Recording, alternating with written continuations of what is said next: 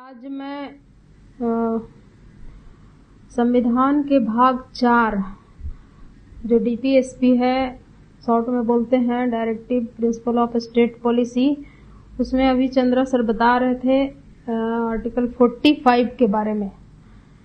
45 जो कि 86th amendment 2002, जो उस समय भी बीजेपी का ही राज था, अटल बिहारी जी प्रधानमंत्री थे उस समय, 86th अमेंडमेंट हुआ था।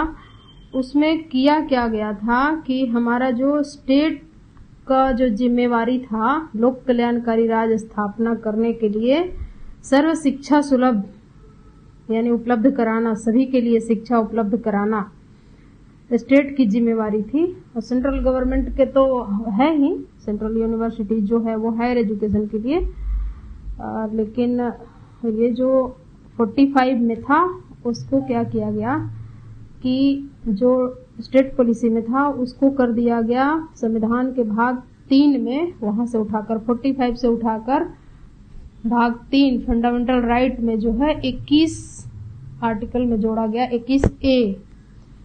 21A में जोड़ा गया उसको, यानी जो 6 से 14 साल के बच्चों को अनिवार्य और मुफ्त शिक्षा देना था, वो यहाँ पर हमारा फंडामेंटल राइट कर दिया गया। और देखिए फंडामेंटल राइट दे करके और पूरी तरह से उसको एक तरह से कहिए कि छीन लिया गया, क्योंकि शिक्षा का बजट पार्लियामेंट में बहुत कम कर दिया गया। सरकारी स्कूल का हाल आप देख सकते हैं। फंडामेंटल राइट तो दे दिया, लेकिन एक तरफ सारे हक काटने का काम किया। तो जो 45 में था उसको उठा करके ये कह करके दे दिया, वहां 21A फंडामेंटल राइट करके ये कह करके दिया कि अगर आपके मौलिक अधिकार फंडामेंटल राइट का हनन होता है तो आप अकॉर्डिंग टू आर्टिकल 226 के अनुसार आप हाई कोर्ट जा सकते हैं। यानी आपके शिक्षा पर किसी भी तरह का आंच आता है, कोई पढ़ने से रोकता है, वंचित करता है, तो आप आर्टिकल 226 के तहत आप हाई कोर्ट जा सकते हैं।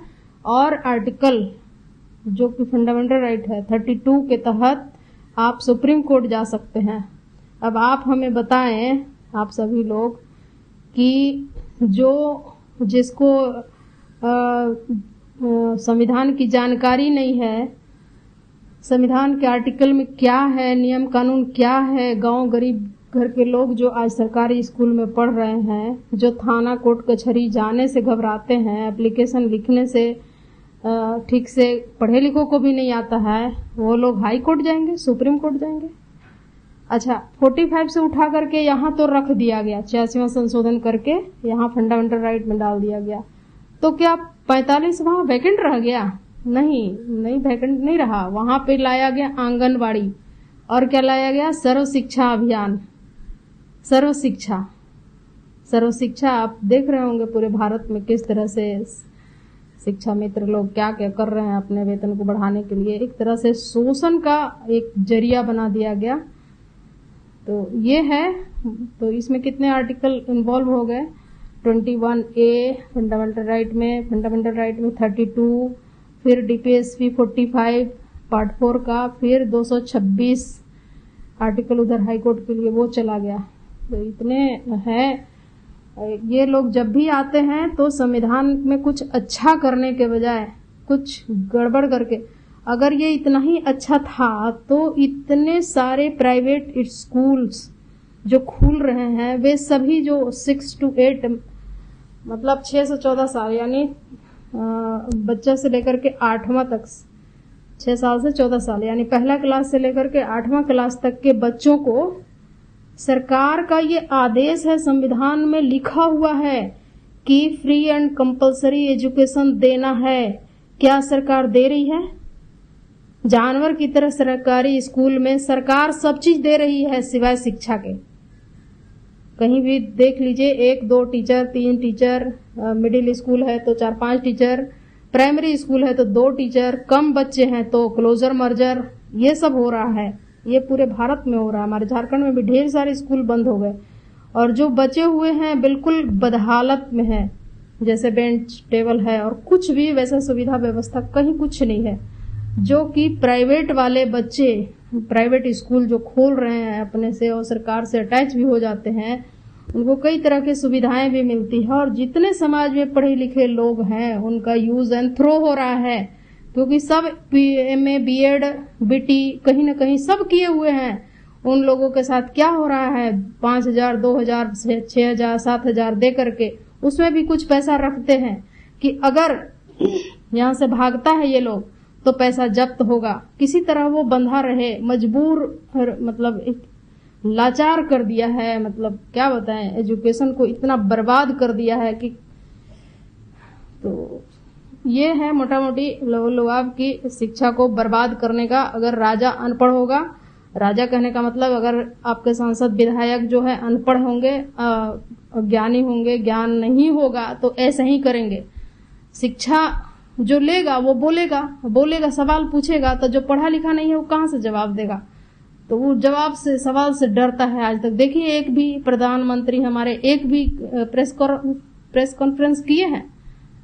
करने के लिए आता है तो कोई सेलिब्रिटी को बुला लेते हैं, आप सबने देखा होगा। ये सब है एजुकेशन पर। तो शिक्षा सबसे जो जरूरी है मानव को मानव बनाने के लिए, वही चीज हमसे छीन लिया जा रहा है। फिर प्राइवेट हॉस्पिटल्स इतने खुल रहे हैं, वहां पर बिना पैसा के कोई आपकी तरफ ताकेगा भी नहीं।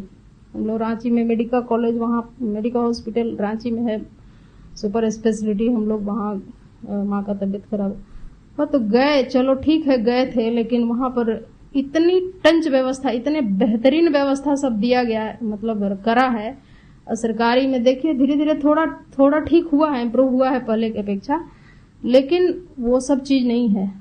क्यों नहीं है? इसके पीछे रीजन है कि सरकार उसका बजट ही अलॉट नहीं करती है। कहां से करेगा? कोई अपने घर से तो नहीं करेगा। तो मोटा मोटी यही है कि जब आप देख लीजिए कि जब संविधान बन रहा था तो 75 से 80% लोग जुडिशरी के जानकार थे, लॉयर या कहिए कि वो बैरिस्टर थे। भारत में जो है वो भारत में जो एडवोकेसी करते हैं वो लॉयर कहलाते हैं, और वही जो बाहर से आकर के मतलब इंग्लैंड से जो करते हैं उनको बैरिस्टर बोला जाता था। तो उस समय ज्यादातर लोग बैरिस्टर यानी जानकार थे, कानूनविद थे। आज कितने लोग हैं पार्लियामेंट में, आज कितने लोग हैं विधानसभा में? तो ये जो हमारा जो भारत का संविधान को भारतीय संविधान बोलते हैं ना, तो ये अनपढ़ गवार लोग, भारत का एक संविधान है उसके तहत हमारा ये हक है, हमको ये हक है, चुनाव लड़ने का है, तो वोट लेने का है, केवल वोट देने का नहीं है, लेने का ही। भारतीय संविधान पढ़ा उड़ा नहीं, बस नाम सुन लिया कि भारत के संविधान में ये है, ये हक कुछ है। उसके बाद ये लोग जब चुन के जाता है तब कुछ ट्रेनिंग दिया जाता है, तो वहां भी बोलने वाले वही, ट्रेनर भी वही भारतीय संविधान। तो वो लोग भी पढ़े लिखे थोड़ी ना है, सुनी सुनाई चला आ रहा है। और भी हैं हमारे जो पढ़े लिखे लोग भी तथाकथित, वे भी भारत का संविधान ही बोलते हैं। ये तो लाइव संविधान की देन है कि भारत का संविधान लोग बोलने लगा। तो शुक्रिया सर, धन्यवाद।